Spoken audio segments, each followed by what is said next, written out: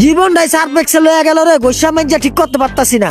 কি রে আতিকা না কে? আতিকে না দেখলে তো আমার ভালো লাগে না। হ, তোমার যে কিল লেগে ভালো লাগে না আমি তো বুঝি, ফুলাটারে বাঙ্গাইয়া খাওয়ানোর লাগিয়া যা করো সেটি ঠিক না বেটা। আরে বুঝছস না, হয়তো আমার সোনার ডিম পাড়া হাঁস, ওরে ভাঙ্গায় খাইতে হইব, বুঝছস? হন পাপ্পু, এখনো সময় আছে, এগুলা বাদ দে, এগুলোর ফলাফল একদিন পাইবি, বুঝছো? আরে রাখ তার জ্ঞান মার্খা কথা। উচিত কথা কই তো হের লেগে ভালো লাগে না, বুঝছস? ওই যে আতিক আইতেছে। আইতাছে তাইলে মাম্মায় আহুক, আজকের মুরগি হয়। কিরে? কি রে এতক্ষণে তোর আসার সময় হইলো? হ, কি অবস্থা দোষ? এই তো শরীরটা বেশি ভালো না রে। ব এই জায়গায় ব। কি রে বন্ধু, আজকে না তোর খাওয়ানোর কথা ছিল, খাওয়াবি না? পাপ্পু, ক। আমি বুঝলাম না, তুই আমার কাছে আল্লাহর 30টা দিনই আমি এলে খাইতে চাস।